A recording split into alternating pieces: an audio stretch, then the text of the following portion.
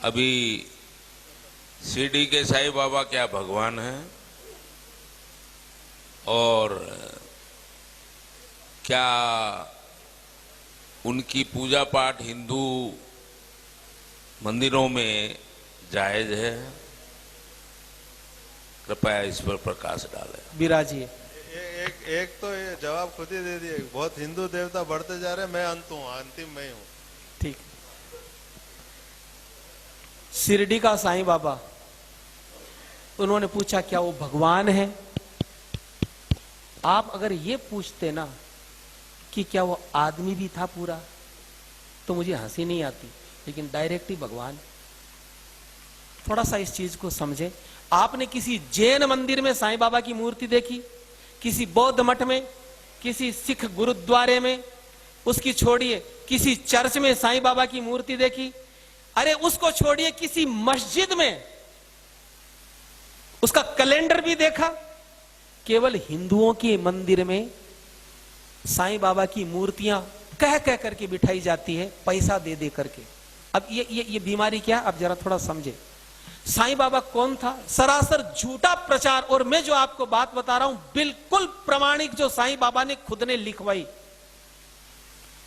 उनका चेला था गोविंद रघुनाथ राव दाभोलकर, जिसको वो हेमा पंडित बोलते थे। वो सेवा में रहता था, पढ़ा लिखा था। उसको कह करके बाबा ने अपनी जीवनी लिखवाई, पूरी पुस्तक लिखवाई, जिसका नाम है साईं सच्चरित्र, जिसको शिरडी साईं संस्थान ने प्रकाशित किया। उसमें बिल्कुल जो बातें मैं आपको बता देता हूं, अपनी ओर से मैं कुछ नहीं बताऊंगा, बिल्कुल प्रमाणिक। साईं बाबा भगवान था कि नहीं आपको समझ में आ जाएगा। ये आदमी अफगानिस्तान का पिंडारी मुसलमान था। इसके बाप का नाम था मियां बरहुद्दीन। ये अफगानिस्तान से आए थे। 1838 में साईं बाबा का जन्म हुआ। कहां हुआ? अहमदनगर की एक वेश्या, उसके पास में इसका बाप मियां बरहुद्दीन जो था, वो डकैतों का ग्रुप चलाता था हिंदुस्तान में, लुटेरों का। तो वो अहमदनगर की एक वेश्या के पास रहने लग गया। उससे 2 संतानें हुई, एक लड़की और एक लड़का। लड़के का नाम रखा चांद मियां, और यही व्यक्ति, इसको साईं बाबा अब बोलते हो। जब ये थोड़ा सा बड़ा हुआ तो झोली फैलाने का काम, फेरी लगाने का काम इसको सौंपा। 6 साल की उम्र से 12 साल की उम्र तक इसने झोली घुमाई और रेकी करता था कि कौन से घर को लूटना है। कभी आप देखते हो चद्दर घुमाते हुए? ये काम इनके पास था। 12 साल की उम्र में साईं बाबा पकड़ा गया अंग्रेजों की जेल में। 8 साल तक डकैतों के ग्रुप के साथ ये पकड़ा गया था और 8 साल तक अंग्रेजों की कैद में रहा। इसका बाप भाग गया था। फिर इसके बाप ने अंग्रेजों से समझौता करके छुड़वाया। तो अंग्रेजों ने कहा कि तुम हमारे लिए काम करो, हम तुम्हारे लिए करेंगे, तुम्हारे लड़के को छोड़ देंगे। क्या काम है? बोले कि झांसी की रानी लक्ष्मीबाई को हमें जीतना है। इसके बाप ने हाँ करी। वो व्यक्ति, इसका बाप, झांसी में चला गया और रात को गेट खोला उसने। झांसी की रानी को मरवाने का काम उसमें सहयोग किया इसके बाप ने। 18 साल की उम्र में अंग्रेजों से समझौता हुआ साईं का, तो साईं को भेजा, पूना में भेजा गया। लोकमान्य तिलक के स्वतंत्रता संग्राम को दबाने के लिए इसको प्रोजेक्ट करके अंग्रेजों ने भेजा पूना में। और लोकमान्य बाल गंगाधर तिलक इतने चतुर थे, वो समझ गए कि ये पाखंड रचा रहा है, ये दुनिया को भटकाएगा। लोकमान्य तिलक ने चौराहे पर पटक करके अपनी जूती से पीटा इस आदमी को। वो जूती पहनते थे आगे से, तीखी तीखी सी, उस नीचे पटक करके पीटा और कहा फिर कभी यहां दिख गया तो जान से मार दूंगा। तो ये आदमी वहां से भागा।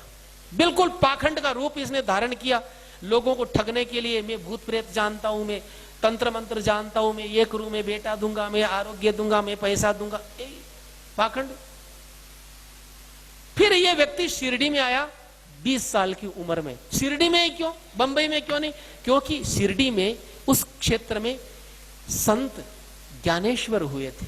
वहां के लोग बड़े श्रद्धावान थे, भावुक थे। तो सोचा कि मेरी दुकान चल जाएगी। वहां पर ये आदमी आया और आकर के धीरे धीरे इसने अपना अड्डा जमाया। रोज ये कुरान का पाठ करवाता। इसका शिष्य था अब्दुल बाबा, कुरान का पाठ करवाता। अपने हाथों से बकरा काट करके, अपने हाथों से बकरा काट करके चावल में मिला करके प्रसाद बांटता, कोई नहीं लेता तो गंदी गंदी गालियां देता। एक बार तो ऐसा हुआ, काका साहेब दीक्षित एकादशी के दिन उनसे बोला कि बकरा लाओ। उन्होंने कहा मैं तो ब्राह्मण हूं, तो गालियां दी, जबरदस्ती मंगवाया और बना करके उसका ब्राह्मण धर्म भ्रष्ट किया। उसको भी बोले खा। एक बार तो ऐसा हुआ, शिरडी में हैजा फैल गया, तो वहां के पंचों ने कहा कि ऐसा करो कि कोई जीव हिंसा मत करना ताकि हैजा कंट्रोल में आ जाए। सबने जीव हिंसा बंद कर दी, लेकिन इसने कहा मैं तो काटूंगा। बकरा अपने हाथों से काटता, काट करके चावल में मिला करके सबको प्रसाद बांटता। बोले मैं तो मुसलमान हूं। ये आदमी महीनों महीनों नहाता नहीं था, संडास जाने का डिब्बा, उसी से ये आदमी पानी पीता, चिलम पीता था। सन 1887 में इसको दमे की बीमारी हुई। चिलम की वजह से अपनी दमे की बीमारी ये जिंदगी में कभी ठीक नहीं कर पाया, और 1918 में 3 दिन दमे का इसको अटैक आया, और 1918 में दशहरे का दिन था, उस दिन ये आदमी मर गया। अब मुझे एक बात बताइए, न तो इसने कोई प्रतिभा थी, न इसमें कोई भक्ति थी, न इसका हिंदू धर्म से कोई लेना देना था। जिंदगी भर ये हिंदू देवी देवताओं को गालियां देता था।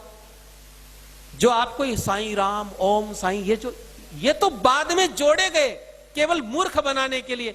1957 तक इसकी जो कब्र थी, जहां आज मंदिर बना हुआ, यहां केवल मजार थी इसकी। यहां पर अब्दुल बाबा इसका मजार का पैसा लेता था, लेकिन वो मर गया। तब हरि सीताराम दीक्षित नाम के कांग्रेसी नेता थे, उन्होंने इस मजार को अपने कंट्रोल में किया और पैसा लेना शुरू किया। फिर पाखंड की शुरुआत हुई। इंडोनेशिया से ये पूरा का पूरा